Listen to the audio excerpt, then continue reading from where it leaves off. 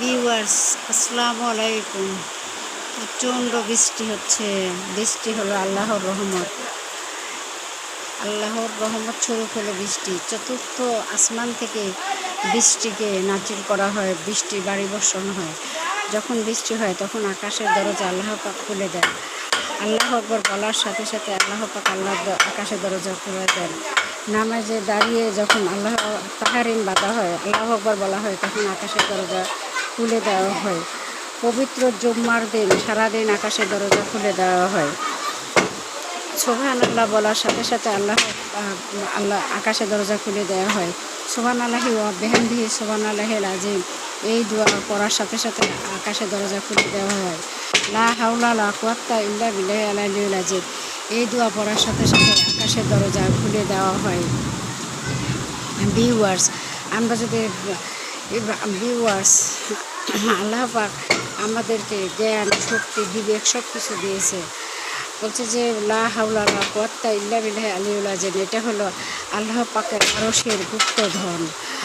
সুবহানাল্লাহি ওয়া বিহামদিহি সুবহানাল্লাহিল আযীম, এই দোয়াটা যে সকাল সন্ধ্যা পাঠ করবে, সাগরের ফেনা পরিমাণ গুনাহ যদি সে করে থাকে, আল্লাহ পাক তা ক্ষমা করে দিবেন। লা হাওলা লা কুওয়াতা ইল্লা বিল্লাহিল আলিয়্যিল আযীম, যে এই দোয়া পাঠ করবে মৃত্যুর সময় শয়তানের হাত থেকে সে বাঁচতে পারবে, জাহান্নামের আগুন থেকে সে রক্ষা করবে। কালেমা শাহাদাত ওযু করে এসে কালেমা শাহাদাত ওযু করে এসে পাঠ করলে আল্লাহ পাক তার জান্নাতের 8টি দরজা খুলে দেবেন। হুজুর পাক সাল্লাল্লাহু আলাইহি সাল্লাম যখন মেরাজে গিয়েছিলেন, মেরাজে যাওয়ার পরে বেলালের পায়ের শব্দ হুজুর পাক সাল্লাল্লাহু আলাইহি সাল্লাম শুনতে পায়। হুজুর পাক সাল্লাল্লাহু আলাইহি সাল্লাম মেরাজ থেকে এসে বেলালকে প্রশ্ন করেছিলেন যে, বেলাল, তুমি এমন কি আমল করছো যে যার দ্বারা আমি তোমার পায়ের শব্দ শুনতে পেয়েছি? বেলাল রাদিয়াল্লাহু তাআলা আনহু বলেন, হুজুর, আমি ওযু করে প্রতিদিন 2 রাকাত তাহিয়াতুল ওযুর নামাজ পড়তাম, এর দ্বারা হয়তো বা আল্লাহ পাক এই নিয়ামত দান করেছেন। আল্লাহ রাব্বুল আলামিন বলেন, তোমরা গুনাহ করো, তোমরা আমার কাছে তোমরা তওবা করে ফিরে আসো, আমি তোমাদের গুনাহ মাফ করে দেব। বৃষ্টির সময় সমস্ত গুনাহ ধুয়ে মুছে যায়। বৃষ্টির সময় দোয়া কবুল হয়। বৃষ্টি হলো আল্লাহর রহমত। বৃষ্টির সময় আকাশের দরজা খুলে দেওয়া হয়। বন্ধুরা, আপনারা সবাই যখন বৃষ্টি হবে, ভোরবেলায় ফজরের নামাজের সময় আল্লাহ পাক আকাশের দরজা খুলে দেন, তখন দোয়া কবুলের সময়। আসরের সময় আকাশের দরজা খুলে দেওয়া হয়, তখন দোয়া কবুলের সময়।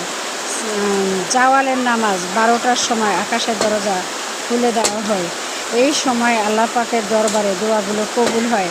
সোমবার, বৃহস্পতিবার আল্লাহ তাআলার কাছে আমল পেশ করা হয়। আমাদের 2 কাজে 2 ফেরেশতা আছে, কিরামুন কাতিবুন, একজন ভালো লিখেন, একজন খারাপ লিখেন। এবং সোমবার, বৃহস্পতিবারে আমলেরগুলো আল্লাহ পাকের কাছে হাজির করা হয়। মানুষ মারা যাওয়ার সাথে সাথে তার আমলের দরজা বন্ধ হয়ে যায়। 3টা কাজ শুধু দুনিয়াতে থেকে যায়। 1, নেককার সন্তান, দান সদকা, আর সে যদি কাউকে আমলের পথে ডেকে থাকে, সেই কাজটা রয়ে যাবে। আল্লাহ পাক বলেন,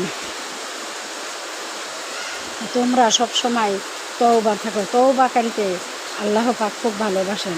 তওবাকারী আল্লাহ পাকের নিকটে অবস্থান করবেন। যত বেশি বেশি তওবা করবে, আল্লাহ তত বেশি খুশি হন। আল্লাহ পাক বিনয়কারীকে বেশি ভালোবাসেন। বিনয়ের সাথে বিনয়কারী আদবের সহিত চলাফেরা করবে। আল্লাহ পাক বলেন, যার ভিতরে 4 জিনিস আছে আমি তাকে জান্নাত দিয়ে দিব। তাহাজ্জুদ, সালাম, খেদমত। তাহাজ্জুদ, খেদমত, দাওয়াত। আল্লাহ পাক বলেন, তাহাজ্জুদ, সালাম, খেদমত, দাওয়াত, এই 4 জিনিস যার মধ্যে থাকবে, আল্লাহ পাক তাকে জান্নাত দিয়ে দিবেন। জান্নাতের নাজ নিয়ামত সম্বন্ধে আমরা অনেকেই জানি, অনেকেই জানি না। জান্নাতের নাজ নিয়ামত আল্লাহ পাক উদাহরণস্বরূপ আমাদের পৃথিবীতেই দিয়েছেন। আমরা যদি সেইগুলো যে পরিমাণ আমরা আমল করব, সেই পরিমাণ অনুযায়ী নাজ নিয়ামত ভোগ করতে পারব। আল্লাহ পাক সবাইকে পুলসিরাত পার হওয়ার জন্য বাতি দিবেন। তার আমল অনুযায়ী সেই পরিমাণ বাতি হবে। সবচেয়ে কম নূর দেওয়া হবে সেই ব্যক্তিকে। 4 বৃদ্ধা আঙুল কখনো জ্বলবে, আবারও কখনো নিভবে। এইভাবে আল্লাহ পাক তাকে পুলসেরাত পার হওয়ার জন্যে আলো দিবেন। বলছে যে সেই ব্যক্তি যা বৃদ্ধা আঙ্গুল কখনো জ্বলবে, কখনো নিভবে, সে পার হওয়ার সময় তখন তার পিছনে কিছু কাফেররা বলবে, ওই যে দেখা যায় একটা বাতি জ্বলছে, তার পিছন পিছন গেলে আমরা হয়তো পুলসেরাত পার হতে পারবো। কাফেররা পুলসেরাতে পা দেওয়া মাত্র একটা দেওয়াল উঠে যাবে, তখন তারা আর পার হতে পারবে না। তখন ওই পুলসেরাতের মাঝখান থেকে তারা জাহান্নামের তলদেশে পৌঁছে যাবে। ছোট ছোট মেহনতগুলো আমাদের অনেক বড় উপকারী হবে। এই ছোট ছোট মেহনতগুলো দেখা যাচ্ছে আমাদের সগীরা গুনাহ কবিরা গুনাহ থেকে রক্ষা করবেন। বেশি বেশি তওবা করতে থাকুন, বেশি বেশি দুরূদ করতে থাকুন। তওবাকারী দুরূদকারী আল্লাহ পাকের অতি নিকটে থাকবে। হুজুর পাক সাল্লাল্লাহু আলাইহি সাল্লামের নাম শুনে যে সাল্লাল্লাহু আলাইহি সাল্লাম বলে না, তাকে হুজুর পাক সাল্লাল্লাহু আলাইহি সাল্লাম তাকে অভিশাপ দিয়েছেন যে হুজুরের নাম শোনার পরে হুজুর সাল্লাল্লাহু আলাইহি সাল্লাম না করেন, আল্লাহ পাক তার নানত দান করবে। ভিউয়ার্স, দেশ এবং দেশের বাহিরে যে যেখান থেকে ভিডিওটা দেখছেন, যদি ভালো লাগে লাইক কমেন্ট শেয়ার করবেন এবং বেশি বেশি করে সাবস্ক্রাইব করবেন। আপনাদের একটা নতুন নতুন ভিডিও পেতে আপনাদের দোয়া আগ্রহী আমাদের অনেক কাজে লাগবে। আসসালামু আলাইকুম।